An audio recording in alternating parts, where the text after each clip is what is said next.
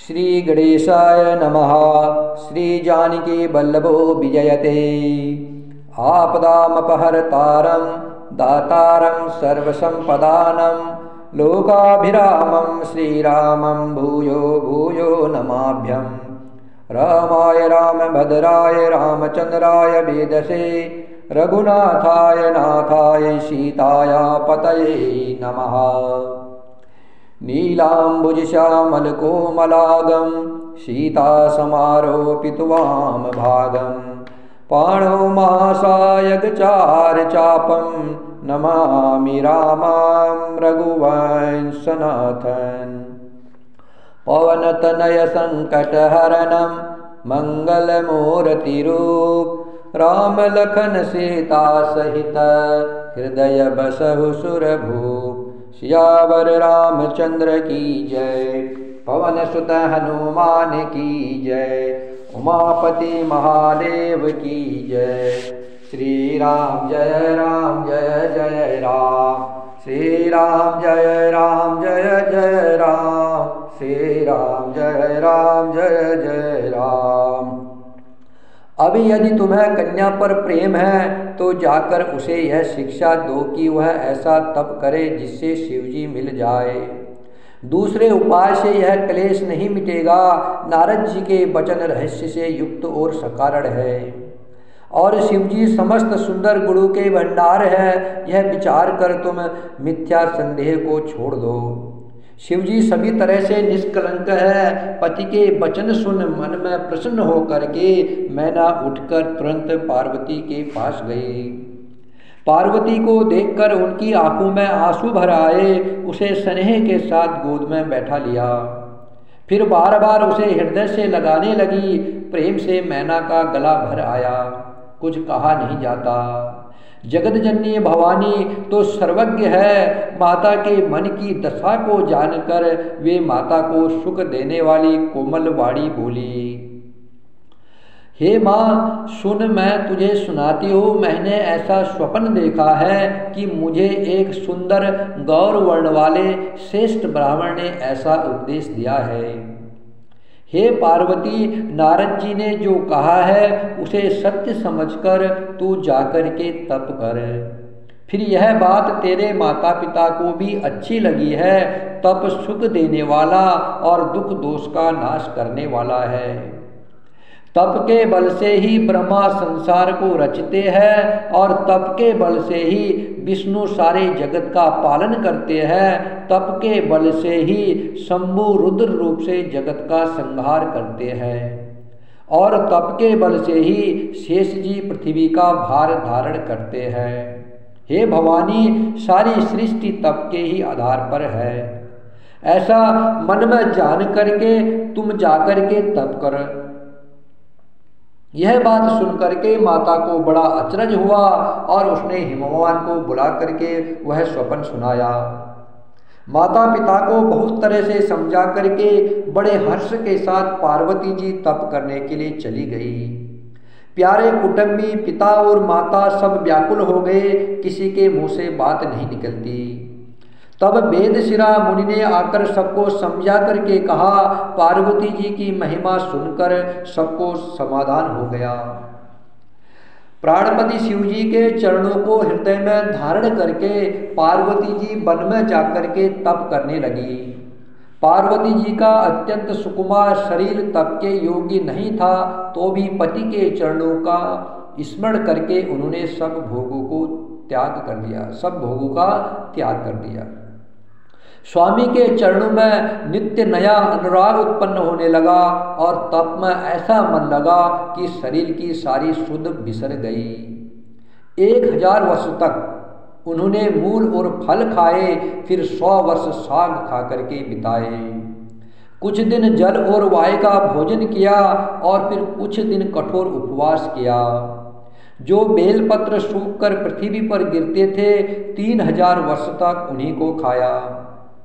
फिर सूखे पत्ते भी खाने छोड़ दिए। तब पार्वती का नाम अर्पणा हुआ।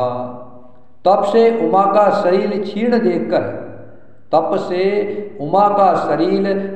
देख करके आकाश से गंभीर ब्रह्मवाणी हुई।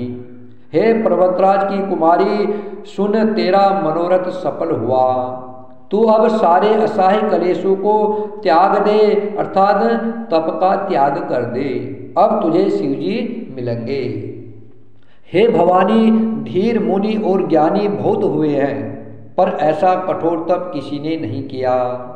अब तुम इस श्रेष्ठ ब्रह्मा की वाणी को सदा सत्य और निरंतर पवित्र जानकर अपने हृदय में धारण कर। जब तेरे पिता बुलाने को आएंगे तब हट छोड़कर घर चली जाना, और जब तुम्हें सप्तऋषि मिलेंगे तब इस वाणी को ठीक समझना। इस प्रकार आकाश से कही हुई ब्रह्म की वाणी को सुनते ही पार्वती जी प्रसन्न हो गई और हर्ष के मारे उनका शरीर पुलकित हो गया। याज्ञवल्क्य जी भरद्वाज जी से बोले कि मैंने पार्वती का सुंदर चरित्र सुनाया, अब शिव जी का सुहावना चरित्र सुनो। जब से सती ने जाकर के शरीर का त्याग किया है, तब से शिवजी के मन में वैराग्य हो गया। वे सदा श्री रघुनाथ जी का नाम जपने लगे और जहाँ तहाँ श्री राम जी के गुणों की कथाएं सुनने लगे। चिदानंद सुख के धाम, मोह मद और काम से रहित शिवजी संपूर्ण लोकों को आनंद देने वाले भगवान श्री हरि श्री रामचंद्र जी को हृदय में धारण कर भगवान के ध्यान में मस्त हुए पृथ्वी पर विचरने लगे। वे कई मुनियों को ज्ञान का उपदेश करते हैं और कई श्री रामचंद्र जी के गुणों का वर्णन करते हैं। यद्यपि सुजान शिव जी निष्काम है, तो भी वे भगवान अपने भक्त सती के वियोग के दुख से दुखी है। इस प्रकार बहुत समय बीत गया।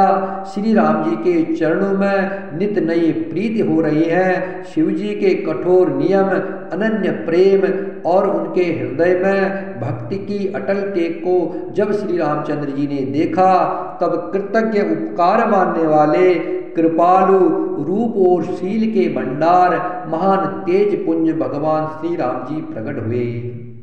उन्होंने बहुत तरह से शिव जी की सराहना की और कहा कि आपके बिना ऐसा व्रत कौन निभा सकता है।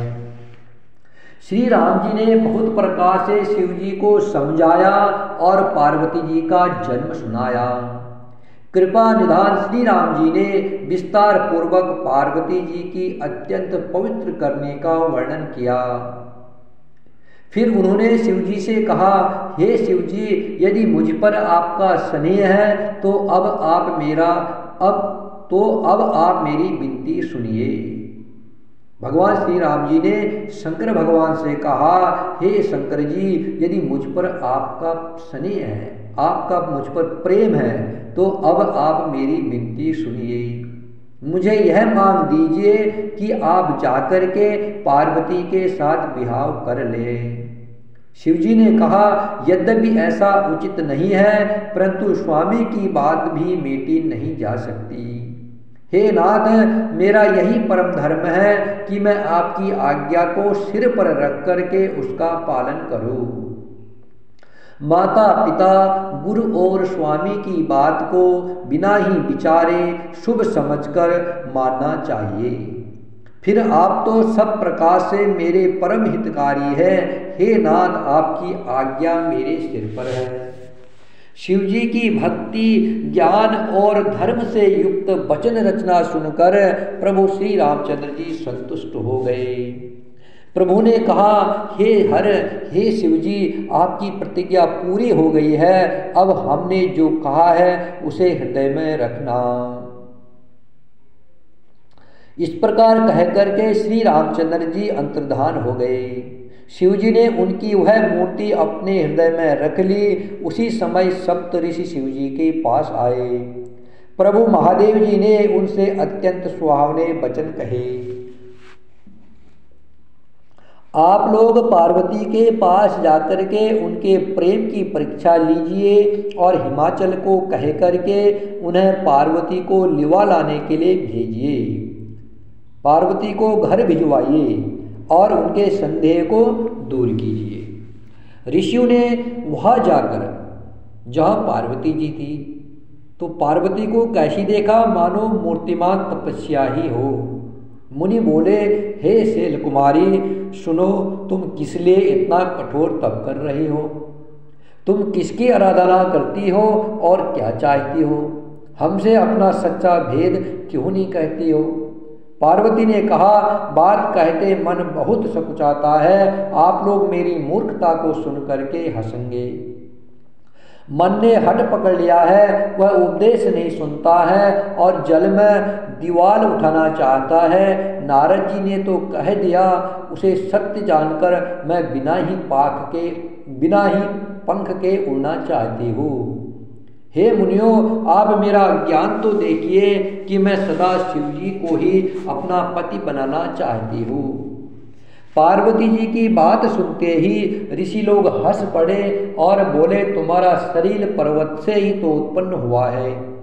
भला कहो तो नारद जी का उपदेश सुन करके आज तक किसी का घर बसा है? उन्हें जाकर के दक्ष के पुत्र को उपदेश दिया था। उन्होंने जाकर के दक्ष के पुत्र को उपदेश दिया था, जिससे उन्होंने फिर लौट करके घर का मुँह भी नहीं देखा। चित्रकेतु के घर को नारद जी ने ही चौपट किया है। फिर यही हाल हिरण्यकश्यप का हुआ। जो स्त्री पुरुष नारद की सीख सुनते हैं वे घर बार छोड़कर अवश्य ही भिखारी हो जाते हैं। उनका मन तो कपटी है, शरीर पर सज्जनों के चिन्ह हैं। वे सभी को अपने समान बनाना चाहते हैं। उनके वचनों पर विश्वास मानकर तुम ऐसा पति चाहती हो जो संभाव से ही उदासीन, गुणहीन, निर्लज्ज, बुरे वेश वाला, नर कपालों की माला पहनने वाला, कुलहीन, बिना घर बार का, नंगा और शरीर पर सांपों को लपेटे रखने वाला है। ऐसे वर के मिलने से कहो तुम्हें क्या सुख होगा? तुम उस नारद के बहकावे में आकर के खूब भूली। पहले पंचू के कहने से शिव ने सती से बिहाव किया था, परंतु फिर उसे त्याग करके मरवा डाला। अब शिव जी को कोई चिंता नहीं रही है, भीख मांगकर खा लेते हैं और सुख से सोते हैं। ऐसे संभाव से ही अकेले रहने वाले के घर भी भला क्या कभी स्त्रियां टिक सकती है? श्री राम जय राम जय जय राम, श्री राम जय राम जय जय राम, श्री राम जय राम जय जय राम। सियावर रामचंद्र की जय। अब भी हमारा कहा मानो, हमने तुम्हारे लिए अच्छा वर विचारा है। वह बहुत सुंदर, सुखदायक और सुशील है और वेद उसका यश गाते हैं। वह सब दोषों से रहित है, सद्गुणों का भंडार है, लक्ष्मी का स्वामी है और बैकुंठपुरी का रहने वाला है। हम ऐसे वर को लाकर तुमसे मिला देंगे। यह सुनते ही पार्वती जी हंस करके बोली, आपने सत्य कहा है। मेरा शरीर पर्वत से उत्पन्न हुआ है, इसलिए मेरा हट नहीं छूटेगा, शरीर भले छूट जाए। अतः मैं नारद जी के वचनों को नहीं छोड़ूंगी, चाहे घर बस जाए या उजड़ जाए, इससे मैं नहीं डरती। जिसको गुरु के वचनों में विश्वास नहीं है, उसको सुख और सिद्धि स्वप्न में भी सुगम नहीं होती है। श्री राम जय राम जय जय राम, श्री राम जय राम जय जय राम, श्री राम जय राम जय जय राम, श्री राम जय राम जय जय राम।